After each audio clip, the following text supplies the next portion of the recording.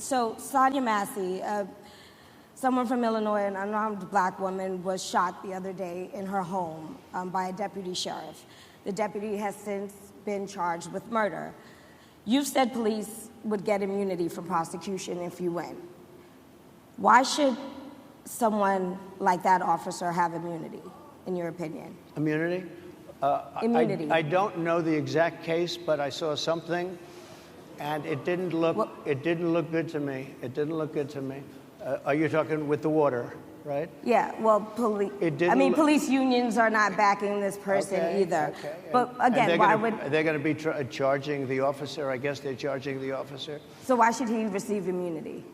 Well, he might not. I mean, it depends. It depends on what happens. I'm talking about people that are much different cases than that. We need people to protect ourselves. And by the way, in Chicago, as an example, a few weeks ago, July 4th weekend, they had 117 shootings and 17 deaths. Nobody wants that. Nobody wants that. We need to have our police officers have the respect and dignity back. In this particular case, I saw something that didn't look good to me. I didn't like it. I didn't like it at all. So can you get a little more specific back to the immunity question? Who would make those distinctions? Well, right now, for the most part, people are protected by their unions, by their police unions, or by their police departments.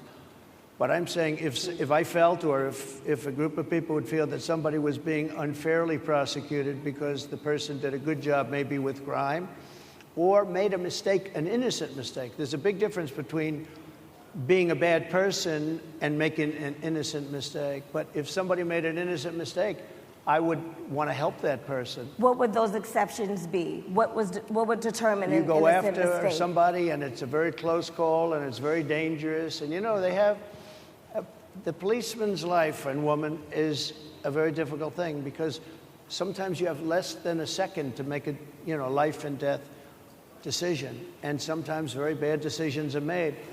They're not made from an evil standpoint, but they're made from the standpoint of they made a mistake.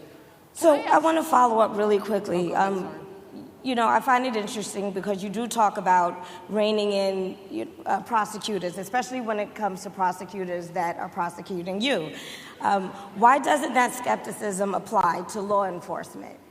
Well, I've been prosecuted because I'm a political opponent of two people that have weaponized our justice system. I've been prosecuted. I just won the big case in Florida. Everyone said that was the biggest case. That was the most difficult case. And I just won it. Now, Biden has a similar case, except much worse. I was protected under the Presidential Records Act. Biden wasn't, because he wasn't president at the time. And he had 50 years worth of documents. And they ruled that he was incompetent, and therefore he shouldn't stand trial. And I said, isn't that something? He's incompetent and he can't stand trial, and yet he can be president. Isn't that nice? Mr. President, but they released him on the basis that he was incompetent. They said he had no memory, and he was a nice old guy, but he had no memory, and therefore we're not going to prosecute him. I won the case, and it got very little publicity. I didn't notice ABC doing any publicity on it, George. We cover you extensively, sir. I'd love to move over on to different topics. I didn't notice you do any publicity on it at all. I won the case, the biggest case. This is an attack on a political opponent. I have another one where I have a hostile judge. We have you for a limited time, sir. I'd love to move on to different topics. No, excuse you. You're the one that held me up at 35 minutes, just so you understand. Thank you for watching. Go to newsnationnow.com to find News Nation on your television provider. And don't forget to click the red subscribe button below to get more of News Nation's fact-driven, unbiased coverage.